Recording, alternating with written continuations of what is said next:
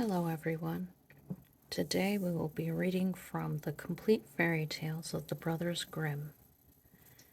Today's tale, there it is The Castle of Murder. Once upon a time, there was a shoemaker who had 3 daughters. One day, when the shoemaker was out, a well-dressed nobleman came with a splendid carriage and servants, and he appeared to be very rich. He fell in love with one of the beautiful daughters, who thought her so fortunate to have found such a wonderful gentleman, and she gladly agreed to ride off with him. As they were on their way, it turned dark, and he asked her, "The moon's shining very bright. My horses are dashing into the night. Sweet love, are you feeling any doubts?" "No, why should I have any doubts? I'm well taken care of by you." But indeed she did feel a certain uneasiness. When they were in a large forest, she asked him if they would soon be there. "Yes," he said. "Do you see the light in the distance? That's my castle." At last they arrived, and everything was very beautiful. The next day he said to her that he had to leave her for a few days because he had to take care of some important and urgent business.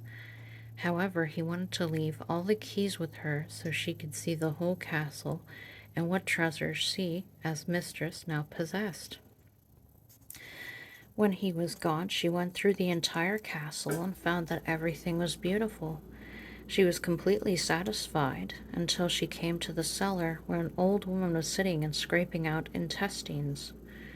"My goodness, Granny, what are you doing there?" "I am scraping intestines, my child. Tomorrow I'll be scraping yours too." The maiden was so terrified by her words that she dropped the key she was holding into a basin of blood, and she could not wash the blood off the key. "Now your death is certain," said the old woman, "because my master will be able to see you were in the chamber. No one is allowed to enter here except him and me."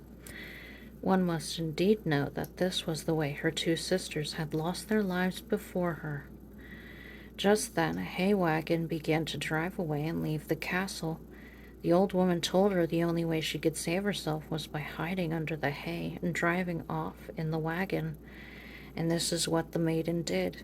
In the meantime, the nobleman returned home and asked where the maiden was. "Oh," said the old woman, "since I had no more work for today, and since she was due to be slaughtered tomorrow, I decided to kill her.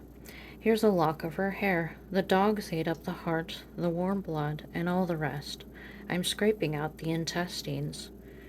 The nobleman was glad that she was dead. Meanwhile, she arrived in the hay wagon at a nearby castle where the hay was supposed to be delivered. She climbed out of the hay and told everything she knew.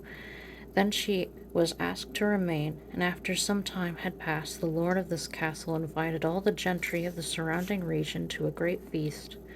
Since the nobleman from the Castle of Murder had also been invited, the maiden changed her features and clothes so she would not be recognized.